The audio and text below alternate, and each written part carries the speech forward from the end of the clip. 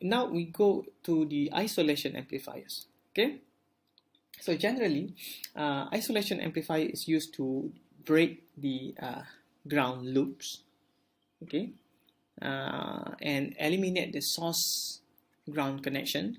So the isolation protection to patient from electronic equipment. So the input stage has a separate floating power supply and a ground that are connected to the output side of the isolation amplifier. Okay. It actually provide an ultra low conductive pathway between the input, which is the patient terminals, and the output terminals and ground. And this pathway this pathway provides what is called the ohmic or galvanic isolation for a patient. Okay, so we don't want the patient is connected directly to the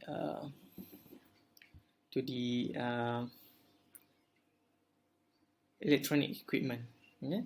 That's why we have this isolation amplifier, so that if something happens, it will not affect the patient. The patient will not get the micro shock or macro shock. Okay, so the main purpose of this using isolation amplifier is to eliminating the hazards of electrical shocks, and also to add to the prevention of line frequency interferences. So we don't want all these things. Okay.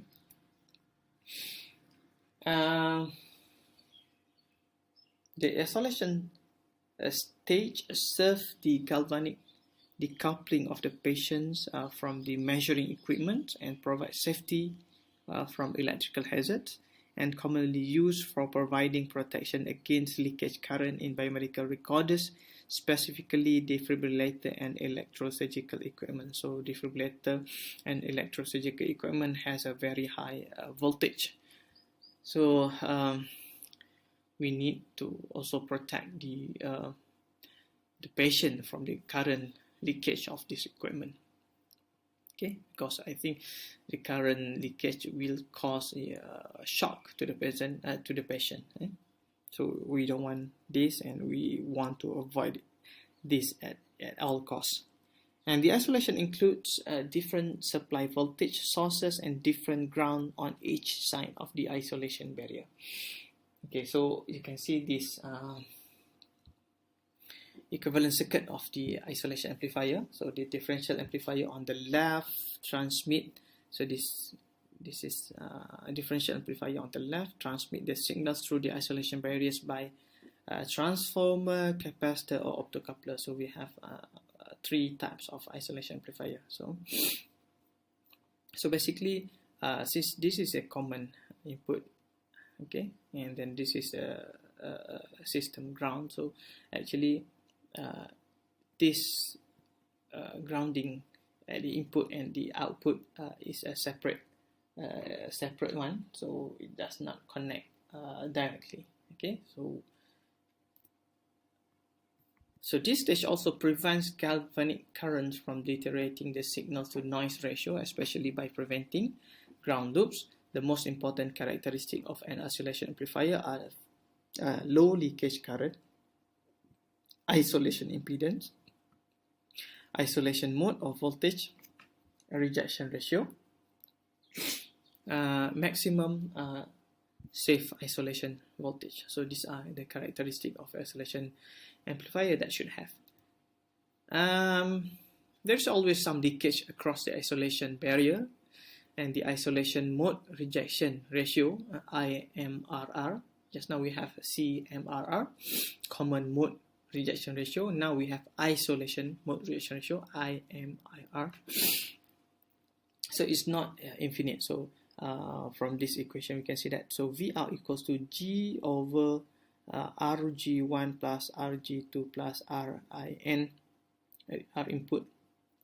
So we have VD, V differential, VCM, V common, CMRR plus this is V isolation over IMRR. So this is the output voltage. Actually, it's a combination of all these things. Okay. Three methods are used in the design of isolation amplifiers. So we have transformer isolation, we have optical isolation, and we have capacitive isolation. So for transformer isolation, it uses either a frequency modulated or a pulse with modulated carrier signals with small signals bandwidth up to 30 kilohertz to carry the signals. Okay, so this is a patient here. So this is a patient signals amplifier. It's connected here.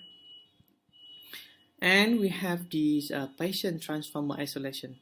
So you can see that actually the signals from the patient is not directly connected to the instrumentation device. So it's actually the voltage is transferred via the conductively using this transformer. Okay, so there is no direct connection between the patient ground and the equipment. So this is the modulation carrier frequency. This is carrier signals. So it is use either amplitude modulation, either frequency modulation. Also, if you familiar with radio, the signals AM, signal FM, right? And this is a digital modulation. So you can read on how does modulation works. Okay. So actually this is the carrier frequency. So carrier frequency, this is carrier frequency.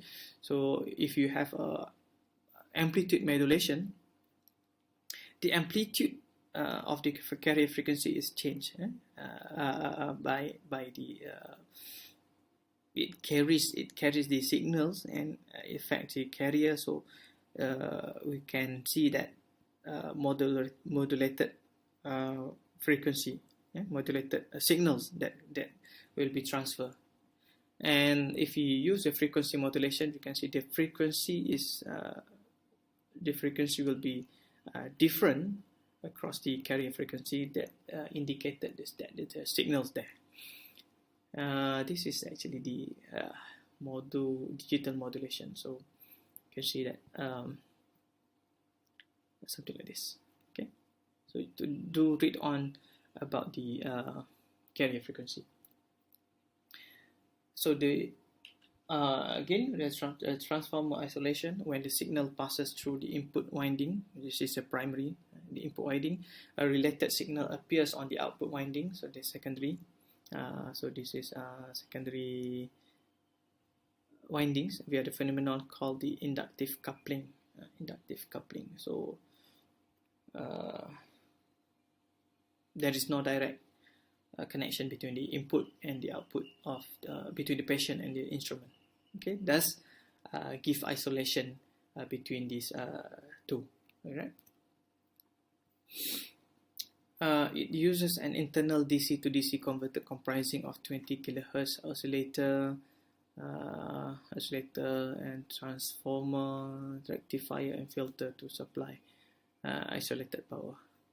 Okay, so this is examples of the diagram for the transformer isolation. Okay. For optical isolation, the patient is electrically connected with neither the hospital line nor the ground line. So a separate battery-operated circuit supplies power to the patient circuit, and the signal of interest is converted into light by a light source. So in this case, it's LED. So no modulator or demodulator is needed because the signal is transmitted optically all the way. So it's different compared to the previous one, where in this case we use the light. We use the phototransistor.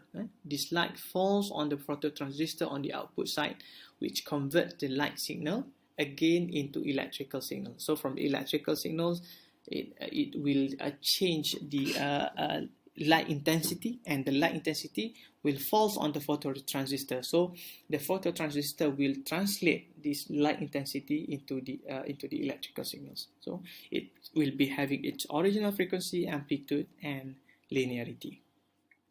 Okay, so this is a sample diagram that uses the optocoupler. opposite coupler as the isolation amplifier. And the next one we have a capacitive isolation.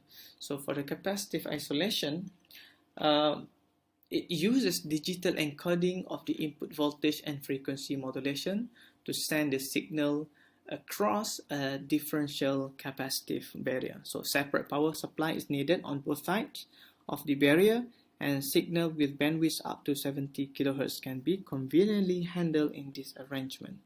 Okay, so it needs a modulator and demodulator, okay, like the transformer isolation.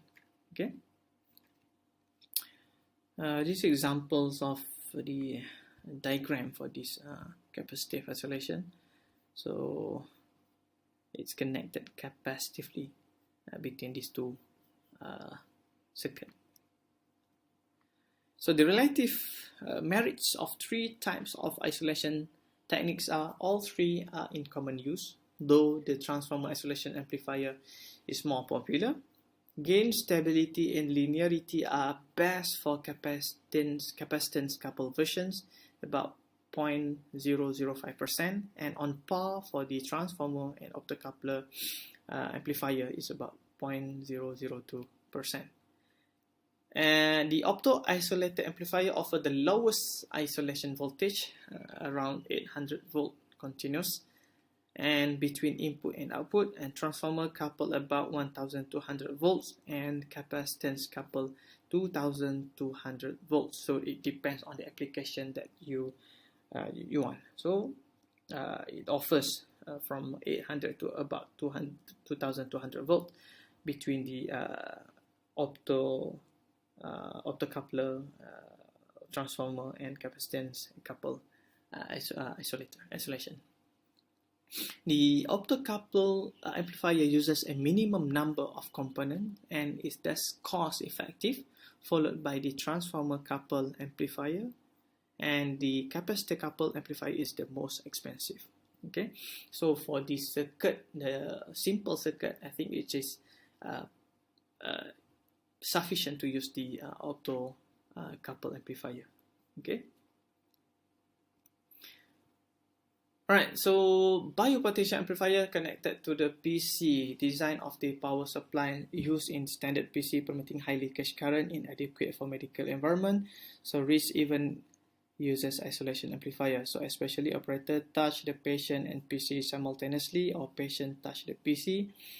Require medical grade power supply and isolation transformer to provide necessary isolation between the power outlet and PC. So if you go to the hospitals, you will go to a for your internship, right? So you can see that in hospital usually they will have two different kind of power supply. So the first one is a normal power supply, and the other one it is connect to the medical equipment from the medical grade power supply. So this is all the things that they want to avoid. Even though we have the isolation amplifier, we need to take into consideration all the hazards that might cause to the patient. So it is better to have a good isolation between the power outlet and the PC that's connected to the medical equipment. Right. Okay, so this is a digital isolator. So sensor connected to analog to digital converter, go to digital isolator, and goes to the digital to analog converter. So the same concept. So it want to separate between this left side and the right side. Okay. Usually the digital isolator use transformer or capacitor to magnetically or capacitively couple data across an isolation barrier. So it provides multi-channel isolation solutions with a much smaller footprint, increased system reliability due to a lower failure rate offer twice the electrical noise immunity, operate over a wider temperature range from -40 to 125 C. So it's very big. It's very big temperature range, and do not age or degrade over time. So it's opposed of the analog components that usually over time it will have aging issues. Also, if it is exposed to the temperature, it will also degrade over time. The same goes for your PC. If your PC become hot due to the heavy load, you can see that the PC will be have experience lag because of the what we call the analog issues. So certain component will have a tolerance between certain temperatures. More than specified temperature, then the performance will be exponentially decreased. Okay. So in general use, the use of high frequency carrier instead of light enables low operating power and high speed operation, which allows for precise timing specification, and optocoupler consume high level of power, are prone to aging and temperature effects, and provide limited data rates, often below 1 megabit per second. So yes, I have used optocoupler before, and yes, the transfer rate is quite low. It's quite low, but for a small project, it is okay to use the optocoupler. Okay. So done. So we have completed this instrumentation amplifier topics. So we will proceed to the next topic this coming lecture about the filter. So please take a look at the lecture notes before our lecture schedule in the next session. Until then, thank you very much for your attention. See you next time. Okay, Assalamualaikum and bye-bye.